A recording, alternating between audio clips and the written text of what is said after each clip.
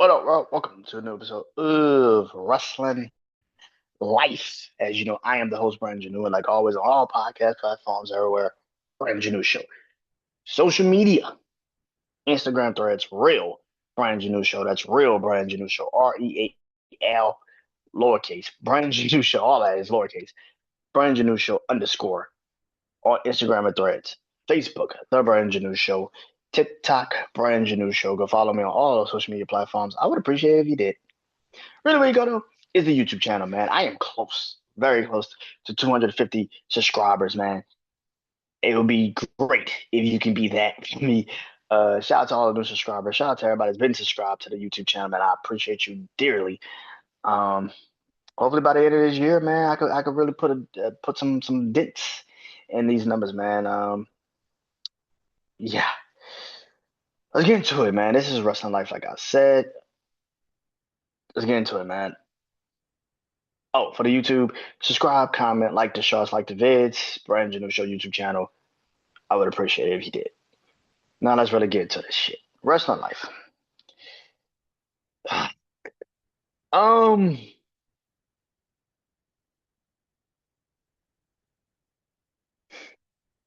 where the fuck do I start? Oh my God. I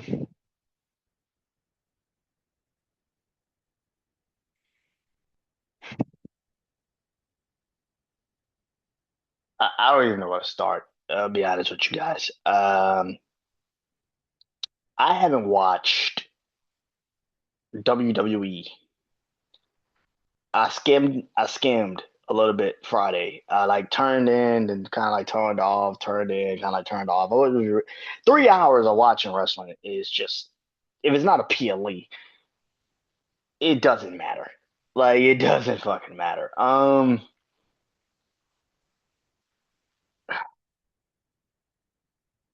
What do I start, man? It's so fucking bad. I don't even know where to start. Last night's Monday Night Raw, from what I've been told, was one of the worst Monday Night Raws they've done all year. I didn't watch that shit. I don't watch that shit. Um, WWE has put themselves in such a predicament where last year around this time, the Elimination Chamber happened, right? And it was actually an intriguing show, right? I mean, you had the Rock Soul storyline, which still to this day is just so fucking stupid. Um, but the Elimination Chamber was somewhat intriguing. You had John Cena in his final year, obviously. That Elimination Chamber match, men's Elimination Chamber match, you had Drew McIntyre,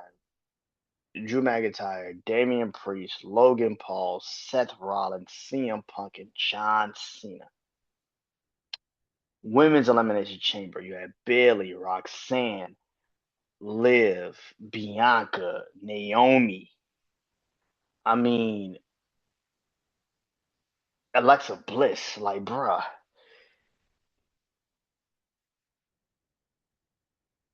This year's Elimination Chamber, you had Kevin Owens and Sami Zayn. Listen, last year around this time, the Elimination Chamber PLE was probably their best fucking PLE they put on all last year, from top to bottom. We're not talking about. I'm talking about what men and women both on the card. Crown Jewel is probably their the most. Crown Jewel is the last solid PLE they did all last year. Evolution is probably one of the best PLEs they did all last year. But I've said this: Royal Rumble and Elimination Chamber is probably their two best pay per views they did, and it's funny that those were the last two PLEs that actually had story. And you actually gave a fuck. Kevin Owens and Cody Rhodes, which led into Kevin Owens and Sami Zayn, which really led into Kevin Owens and Randy Orton if it would have happened. But this is why this is hard for me to care about this fucking year, man. They have this booking has went to tell somebody that last year the booking was bad, but it wasn't this fucking horrendous. Like it wasn't this blatantly stupid. Like it wasn't this blatantly fucking dumb. WWE, I've said this numerous times, fucked themselves tremendously. And they fucked themselves at the Royal Rumble. They fucked themselves. Which brings me to Brock Lesnar. Let's get this out the way. Brock Lesnar last night announced that he's doing an open challenge at WrestleMania.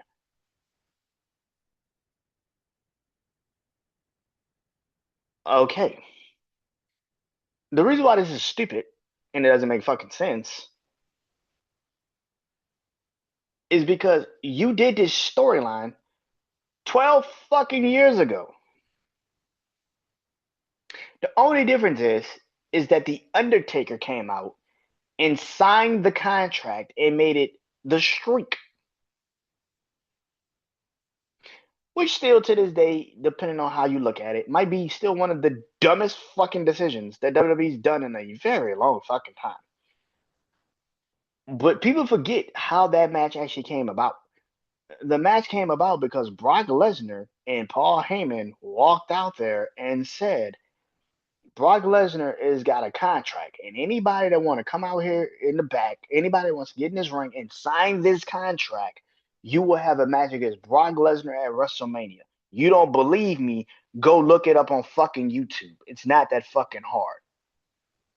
And then the Undertaker came, and that's how we got Taker versus Brock. Well, Brock had an open fucking challenge at WrestleMania 30. They just disguised it under the guidelines of the Undertaker, open, accepting the match, which it flipped into. It's really the streak getting conquered by Brock Lesnar.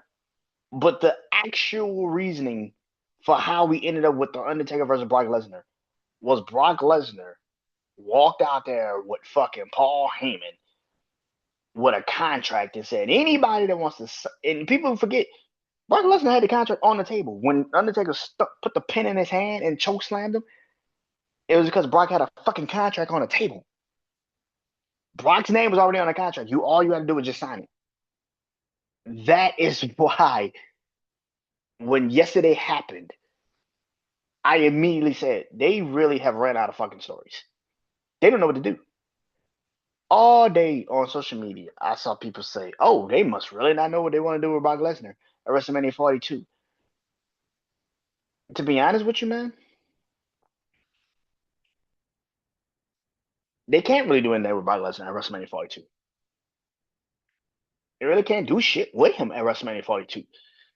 The reason why you did an open challenge for Brock Lesnar is because, yes, creatively, you don't know what you're doing, but also, you don't want to put anybody that you actually fucking need in that situation because we know 9 out of 10, Brock is probably winning.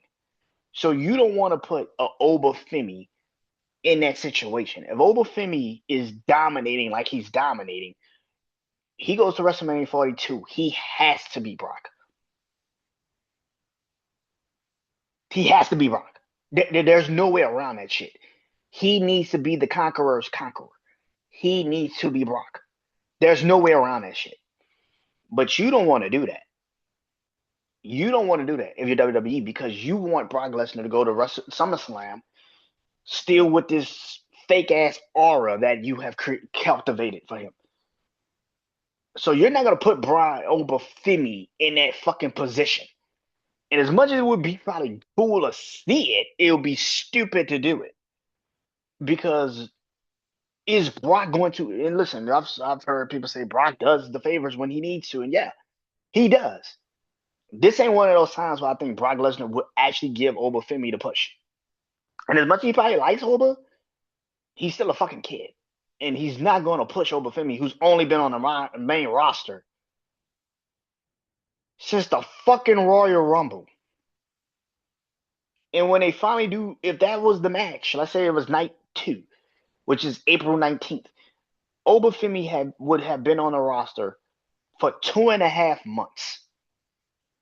You think Brock Lesnar is going to let Obafemi beat him when Obafemi's only been on the main roster for 2.5 months? And his only fucking matchup that made him somewhat a problem is Rusev. And after that, let's say he doesn't fight Rusev right away. he fights Rusev after the Brock rivalry, after the Brock match at WrestleMania, that he beat Brock Lesnar. If you don't put the rocket on Obafemi's back after beating Brock Lesnar, you just wasted the fucking match. Again, why the fuck would you do that? Why would you have that match? It doesn't make sense. If Obafemi does not get skyrocketed to the fucking top after beating Brock Lesnar at WrestleMania 42, there's no reason to have that match. There's no reason. There's not a fucking sense of reasoning for why you need to have that match. You can do Gunther and Brock, but you're not going to do it because you're saving that for SummerSlam. You want Gunther to be the person that beats Brock Lesnar and retires him. So that's not happening at WrestleMania. Doesn't make sense. I truly believe they were going to do LA Knight and Brock Lesnar. I really do believe that. But I think they also saw so much backlash from that match being somewhat the choice, and people went the fuck off on them and said, that's fucking stupid. You're going to put LA Knight in an unwinnable situation a fucking again, and you want us to care about this fucking dude moving forward, and you got only a very small percentage of people who still wants LA Knight to be the fucking guy. You do that, you squash him at WrestleMania to Brock Lesnar, his career is over. He might as well go back to being a fucking manager like they wanted him to be. Like, what the fuck are we doing? The reason why they did this open challenge is because, yes, they don't know who they want to be his opponent, but they also put themselves in such an unwinnable position where they can't put anybody in that fucking position. Oba has to win. Gunther doesn't make sense at this moment, and LA Knight will lose. You technically would bury everyone. Because if Oba wins, but he doesn't get a title match literally the next fucking month and beats Roman Reigns' ass or CM Punk's ass, then what was the point?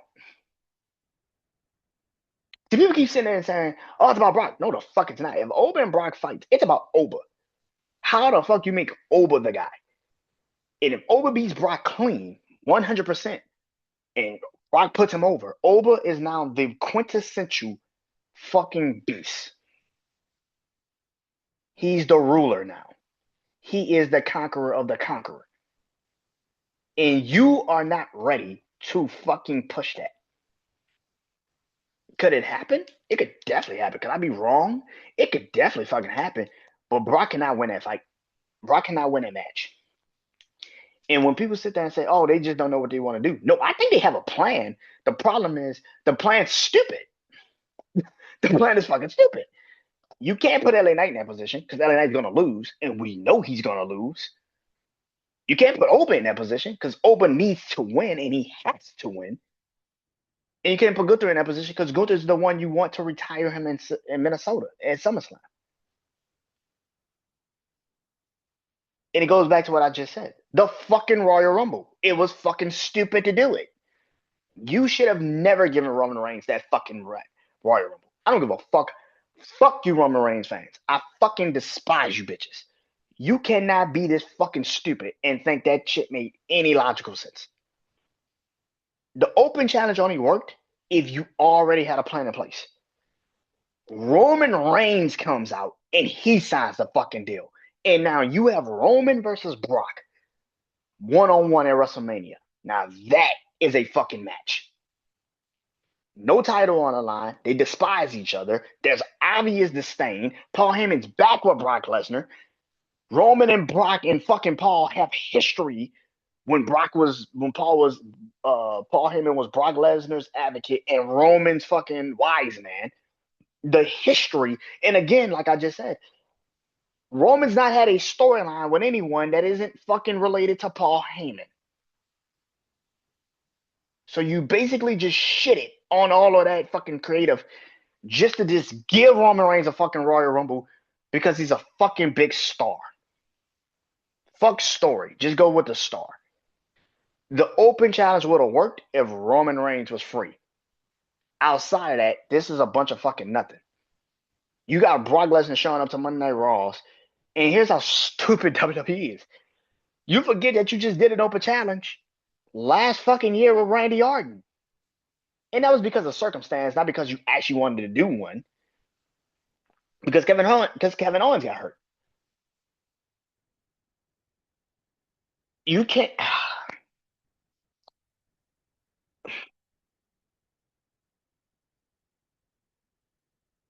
I don't know who you put in that situation. To be honest with you, I don't even think Brock Lesnar needs to be at WrestleMania. I you can't put anybody in that situation and it's going to work out. It's not. There is not a fucking soul you can put in that situation. Like I said, I just literally told you, LA Knight's going to get killed. He's going to get squashed. Obafemi has to be Brock Lesnar, and you're not going to do Gunther and Brock Lesnar at WrestleMania because you're saving that for SummerSlam. What's the point of having Brock Lesnar at WrestleMania? Now, could it be Seth Rollins? Because right now, Seth has no fucking path. Now, could it be Seth Rollins? Because technically, Brock is aligned with the vision. He's aligned with Paul Heyman. And we all know Seth does not fuck with Paul Heyman after he took him out. It could be Seth Rollins. Seth has no path. Brock has no path. It could be Seth. It could be. I know people think it kind of sounds crazy, but if Brock cannot make it, that's Seth's match at WrestleMania. Brock Lesnar. You clearly are having Brock and Paul Heyman be back together on TV. Who has a problem with Paul Heyman? Seth Rollins. It kills two birds with one stone. Seth Rollins gets his revenge on Paul Heyman because he goes to Brock Lesnar, and he starts his dissension. He starts his pecking order of the vision somewhat of Paul Heyman's guys, the Paul Heyman guys. First is Brock. When Bryan comes back, then it's Braun. When Bronson comes back, Bronson. Austin, you could take out Austin Theory on Monday Night Raw and a Logan Paul on fucking Saturday Night Main Event. But I think that's the path. I think the open challenge is to get Seth Rollins somewhat ready for the fucking WrestleMania card. Because if Braun Breaker's not going to be there, if he's not going to be there, Seth Rollins makes the most sense. I know it sounds crazy, but Seth makes the most sense. Seth fits the fucking narrative. Seth is the perfect person to fight Brock Lesnar at this moment because there's nobody else. You know Seth Rollins and Brock Lesnar can have a match. You know Seth Rollins can actually go in a ring and give Brock Lesnar a match. And Brock Lesnar would not be stiff to work with Seth Rollins. He would actually be okay with working with Seth Rollins. They have a relationship. And then again, like I said, the only other person that you could have put in that situation that isn't Roman Reigns is Seth Rollins because he actually has a fucking storyline with Paul Heyman. That's the fucking way. I think that's the match. You can't put LA Knight in that situation because LA Knight's gonna fucking get killed. You can't put Oba in that situation because Oba has to win. Gunther's the match you won at SummerSlam. It's Seth Rollins. It sounds fucking nuts. I know it sounds fucking crazy. It's Seth Rollins. It has to be Seth Rollins. This is the only way this shit makes sense. It gives Seth Rollins enough time. It gives him enough time to get ready for WrestleMania. It's a surprise because nobody's expecting. Because again, like I said, Seth Rollins has no pathway. And if Seth is ready for WrestleMania, him versus Brock isn't as crazy as it sounds. It isn't as crazy as it sounds. And it would actually be an intriguing fucking match. I actually would not be mad at that match. So I'm saying it right here, right now. I would not be surprised if Seth Rollins versus Brock Lesnar at WrestleMania. That's who I was. That's who answers the open challenge. Seth Rollins. I know people think that, like, no, it won't. It's Seth Rollins. Seth Rollins seems like he's the closest to being ready for WrestleMania. And I don't know how you going to make Braun Breaker get ready for WrestleMania if he's got a hernia injury. Not to rush that kid back just to put him on WrestleMania to then get re-fucking hurt. It would be stupid. If he's supposedly your future, don't do that. Brock Lesnar versus Seth Rollins can sell a WrestleMania. It's good enough. It will be the surprise of Seth Rollins being the guy to answer the open challenge. And Paul Heyman will look like he saw a fucking ghost. Because and again, you got this storyline angle of a fucking masked man. The plan was for Seth Rollins to be revealed as the guy.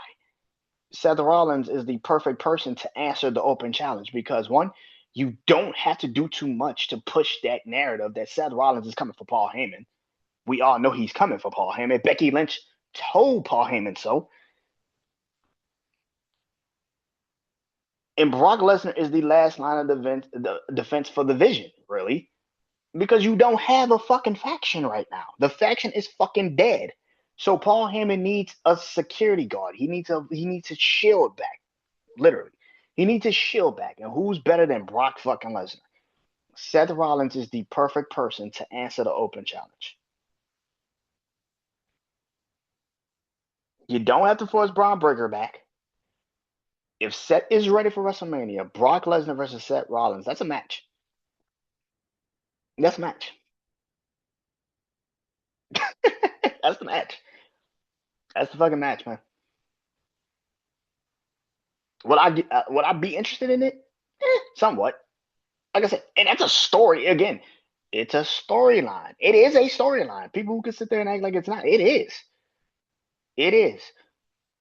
Before Seth got hurt, before Crown Jewel, what was Cody Rhodes telling Seth Rollins? Was that you that sent Paul Heyman to have a conversation with the Beast, or did he do that on his own? He was already sowing the seeds of dissension in the Vision with just that alone. It's a storyline. It is something. Seth and Brock at WrestleMania doesn't sound so crazy if you actually think about it. You get Seth on a card, you get Brock a match, and you give a storyline that has been dead for fucking months an actual boost. Speaking of a storyline that's been dead for months, talk about the Vision. That shit sucks. First things first, man. Speedy recovery of Bronson Reed, man. Oh my god, man. This dude, man, has all the potential in the world, and he gets fucked up every fucking time he's getting close to it. Oh, man. Bronson Reed tore his bicep last night. Fuck. This man broke his fucking foot in Survivor Series 2 years ago. Now he got a torn bicep. Like the fuck is going on, bro? But the Vision, and this is how fucking bad this is. Think about the Vision for a second. You realize Brian Breaker got hurt February 2nd. Bronson Reed got hurt last night. In a span of a couple of weeks of each other, Bronson Reed and Brian Breaker have both been out with injuries. No word of Bronson Reed is going to be back before WrestleMania. People are saying he could be. I don't think you should. I don't think you should rush him back for WrestleMania. That's fucking crazy. Let him sit and take care of this fucking hernia because you do not know when it might flare up again. Like I said, you could do Seth and Brock Lesnar at WrestleMania. It would make sense. It would actually get your story right. Why not? But the Vision fucking sucks. And now I see a lot of people saying, oh man, the plan should now be Austin Theory and Logan Paul versus the Usos for the tag team titles. Why? Why? Bro, if I gotta see another Vision and fucking Usos match again, I might fucking hurt myself. Like, it might be time for me to harm myself. Like, this is ridiculous, bro. Like, dog, the Vision is over. And I'm the only person, again, like I've been saying, I am the only person for fucking months that's been saying this faction fucking sucks. Kill the faction. It doesn't fucking work. I was saying this shit before Money in a Bank. I said, bro, this faction just don't feel right. It doesn't feel like it's an actual good faction. You just are throwing people together and making it seem like it makes sense, and it doesn't make fucking sense. The Vision never worked. It never worked. Seth Rollins one never needed a group. Paul Heyman is coming out of a group, and you put him right back in another group. You needed to create new future talent, but Braun Breaker just isn't fucking it. Bronson Reed should have been pushed like he was the next one up, but you never wanted to use him like that. Then you threw in Logan Paul for some fucking apparent reason because you thought, okay, well, Logan Paul's got the name. He's going to make the Vision special. And that shit fucking sucked, and it wasn't a good idea. Logan Paul's better when he stands alone. He's not better when he's in a group. And I don't even fuck with Logan Paul. But Logan Paul's better when he stands alone. He doesn't need a fucking group. And Austin Theory is a fucking jobber. Nothing more, nothing fucking less. He is never going to be what people on social media believe he can be. It's never going to fucking happen. Let it go. It's dead. It's over. Let it go. The vision fucking sucks. It was never a good group. It was never going to be a good group. No matter how many times you flip it and try to flip it, turn it, reverse it. Missy Elliott. Put the dang down, flip it, and reversed it. It was never going to be a good group. Because one, Braun Breaker could not get the fuck over by his fucking self. He can't do it. Braun Breaker can't fucking talk. He can't fucking talk. Like, he can't fucking talk. That's a problem. Massive fucking problem. Seth Rollins never needed a fucking group. He doesn't need somebody to take out his fucking trash. He can do it his fucking self. Paul Heyman, for lack of a better word, was never going to save this group. You try to make it seem like, well, he's the wise man, but not calling him the wise man. You want to call him the fucking oracle. The fuck? I guess. Bryson Reed was the only fucking piece that could have worked in this group if you let him. If you actually did Seth Rollins and you had Seth Rollins actually favor him, Bryson Reed would have worked. But you didn't do that. The Vision is a terrible fucking group. It was never going to fucking work. Because you try to make the leader a guy that just wasn't fucking ready. He wasn't fucking ready, bro. Brian was never ready to be the guy. He never was. Paul Heyman should have been the force behind the Vision after Seth left, and instead he wasn't. They tried to make it Brian, and it never worked. And the Vision gets what they get. This group sucks. It was never going to work. Like I've said numerous times, if the Vision would have worked, the Vision would have worked if you would have just had Seth and Becky Lynch be their own fucking faction, be their own fucking duo, and then Bronson and Braun and Paul Heyman kind of sort of help him out a little bit here and there. But you never made it a faction. That's what would have probably made it work. Seth giving them somewhat advice here and there, helping them get to where they needed to be. But making it a faction just was never going to work. And I have said this numerous times about the Vision. I've said this about the NFTs. I have definitely said this about the Judgment Day. These factions fucking suck. They don't fucking work. You are trying to make a faction work in this era. You need to push everybody. And the problem is you don't want to push everybody. You want one centerpiece that gets off. It be the guy. And it never fucking works out that way. The reason why the bloodline works so well is Roman was always supposed to be the star. That wasn't the hard part. The hard part was trying to make people care about the Usos separately. Trying to make people care about Solo Sikoa. Big people care about Sami Zayn. Paul Heyman and Roman was always good. Paul Heyman and Roman was always going to be okay. It was trying to get these other fucking factors to be engaged in this storyline and make people care. The Vision had no one you cared about. Outside of Seth Rollins and Paul Heyman, I didn't give a fuck about Braun Breaker. You telling me the man that lost the Intercontinental Championship on Saturday, Sunday night turns around and then he just joins Seth Rollins the next fucking Monday? No, like, I want to go back and get my Intercontinental title. No, none of that. Just, I'm with Seth Rollins now. What? What? Really fucked up the faction even more so was when Roman just dipped the fuck out. These storylines, factions need to die. And they need to die now. I've said this numerous times. It's clear as day that the Judgment Day is going to end at WrestleMania 42. The problem with that is anybody going to give a fuck that it ends at WrestleMania 42? And that's kind of where the problem kicks in. Which brings me to Liv Morgan officially announcing that she's fighting Stephanie Vicker. Nobody cares. Nobody cares. Not a soul cares. You got to be a dumb motherfucker to think that she wasn't picking Stephanie. you just got to be stupid. You got to be absolutely fucking dumb to not think Stephanie McCurry was going to be Liv Morgan's pick for the WrestleMania. The problem with this is that you waited too fucking long to do it. I've literally said this shit. You should have had Liv announce that she was picking Stephanie the day after she won the Royal Rumble. That Monday night when Roman came out and announced CM Punk, you should have already been all of this shit you did to lead up to Liv finally picking Stephanie. You could have did that shit where she picked Stephanie that Monday.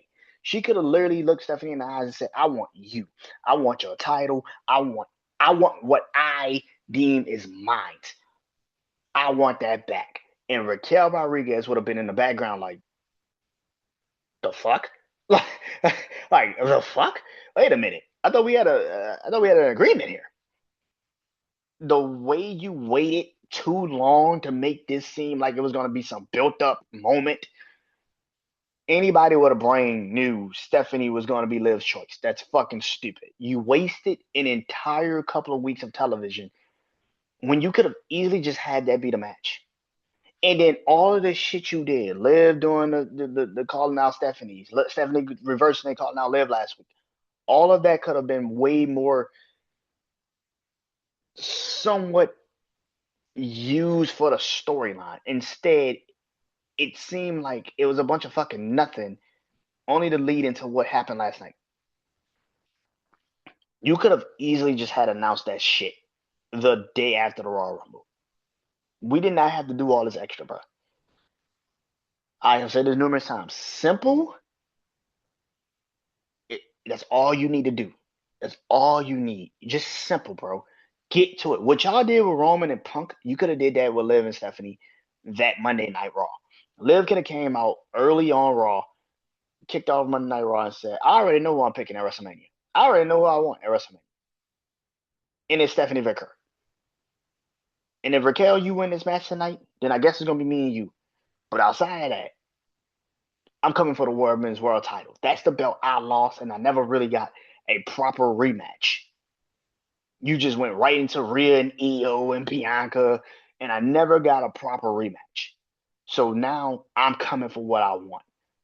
I want the Women's World Heavyweight Title again. You could have easily saw that match. You could have easily saw that match. You could have waited to after the match, after Stephanie beat Raquel, and Liv gave it an oblivion, and Liv could have said, "I'm happy you won, because now it's me and you at WrestleMania. That's what I wanted." There's so many ways you could have fixed this shit. Instead, you try to make it seem like going to SmackDown, going to Raw, her. I don't know who I'm picking, bro. Like you think we're stupid. It was so fucking stupid. And you wasted weeks of television when you knew who the fuck she was going with. The storyline was already right there. Instead, you pissed away weeks of television just to try to play like you didn't know. And then you waited to the week of the Elimination Chamber to announce this shit.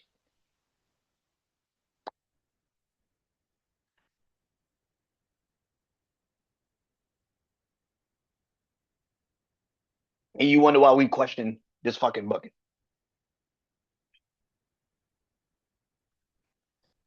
Oh my God.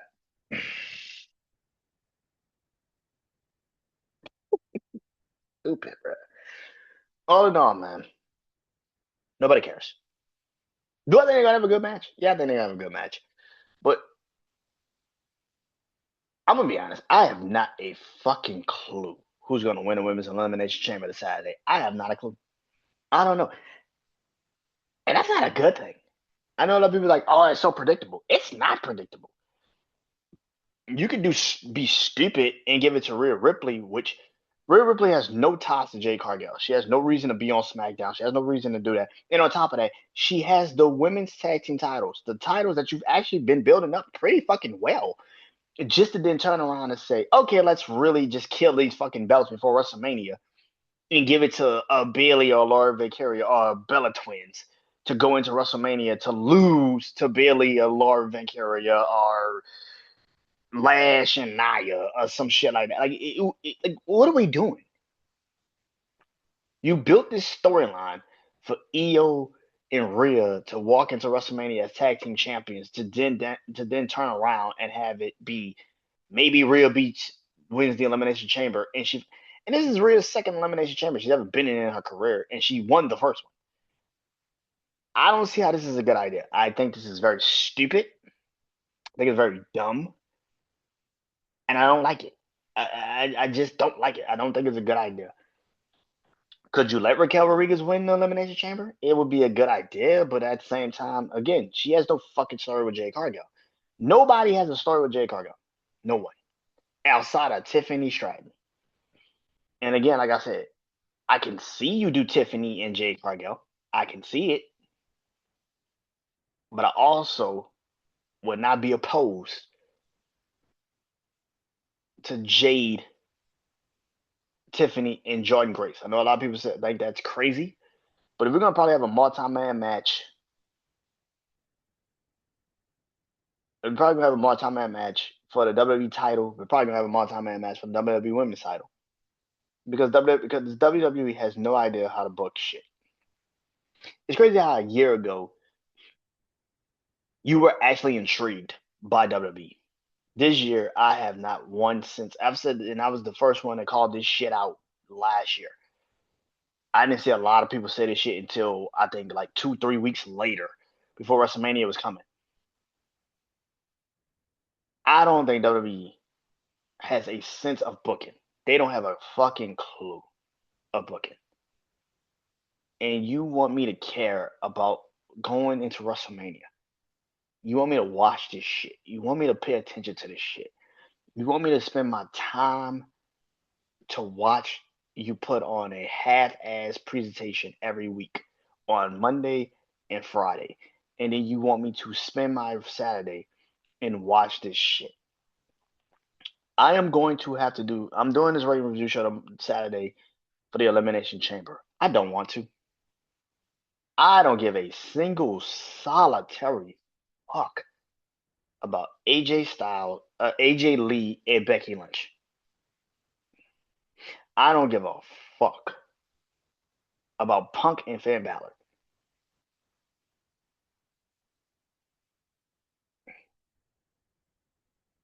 The men's elimination chamber and the women's elimination chamber feel predictable and not predictable at the same time. That's good, but it's also because you have no fucking clue who the fuck is gonna win any of these.